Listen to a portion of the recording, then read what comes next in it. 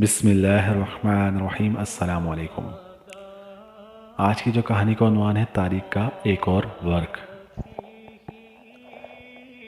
بادشاہ کا اعلان ہوا، جس نے آج کے بعد قرآن کو اللہ کا کلام کہا یا لکھا اس کی گردن اڑا دی جائے گی۔ بڑے بڑے محدثین علماء شہید کر دیے گئے۔ 60 سال کے بوڑھے امام احمد بن حنبل رحمۃ اللہ علیہ امت کی رہنمائی کو بڑھے۔ فرمایا، جاؤ جا کر بتاؤ حاکم کو، احمد کہتا ہے قرآن مخلوق نہیں بلکہ اللہ کا کلام ہے۔ امام احمد بن حنبل کی دربار میں پیشی ہوئی، بہت ڈرایا گیا۔ امام کا استقلال نہ ٹوٹا۔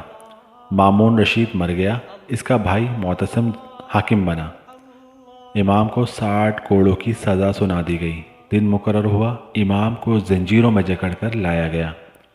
بغداد میں سر ہی سر تھے، ایک شخص شور مچاتا سفید چیرتا پاس آیا۔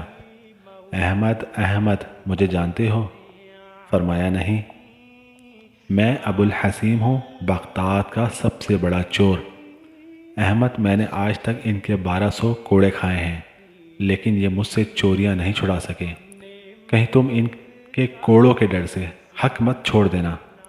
امام، میں نے اگر چوریاں چھوڑ دیں تو صرف میرے بچے بھوک سے تڑپیں گے، لیکن اگر تم نے حق چھپایا تو امت برباد ہو جائے گی۔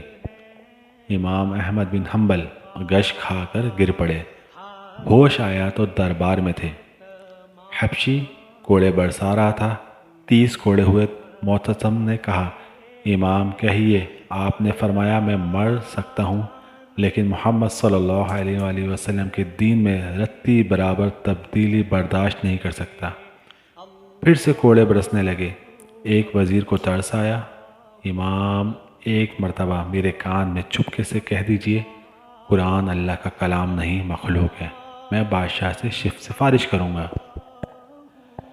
امام نے فرمایا، تو میرے کان میں کہہ دے، قرآن مخلوق نہیں اللہ کا کلام ہے، قیامت میں میں رب سے تیری سفارش کروں گا۔